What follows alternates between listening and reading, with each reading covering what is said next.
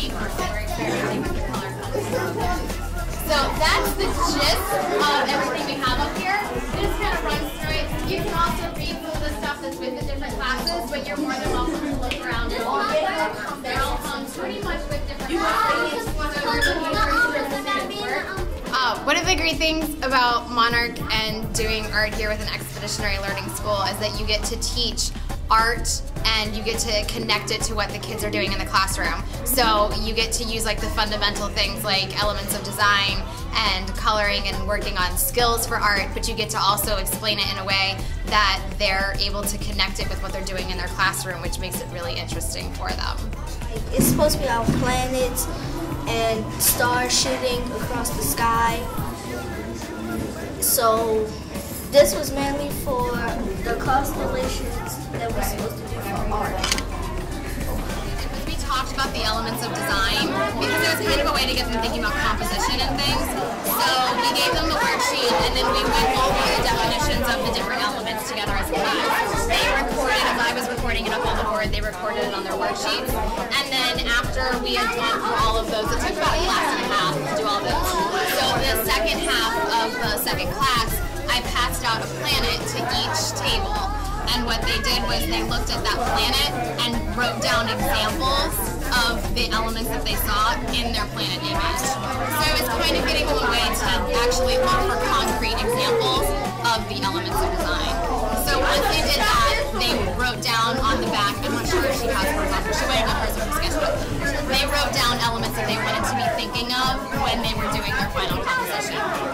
Once that was over, I handed out little squares of paper that they just basically abstract. We told them absolutely no symbols, no letters, no numbers, nothing.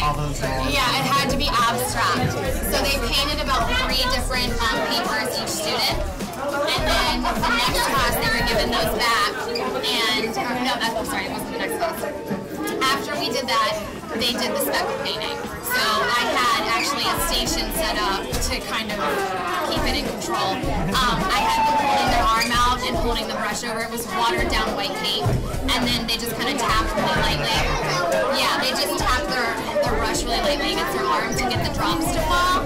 And they were allowed to put on as many as they wanted and do it however they liked. That dried, and then they got all their materials back. They traced circles if they wanted to trace them. I had like a couple templates out. And then they cut these out, glued them onto the background, and then I gave them oil pastels to do the comments. So, the oil pastels were really nice for that. But yeah, they had a lot of fun, and they looked really awesome. That really gives it a nice pop to it. No, I just we painted pieces of paper and we cut them out in different sizes of circles and we glued them on the paper to make them look like different planets that we created. And we also made little comments and in the back we made stars.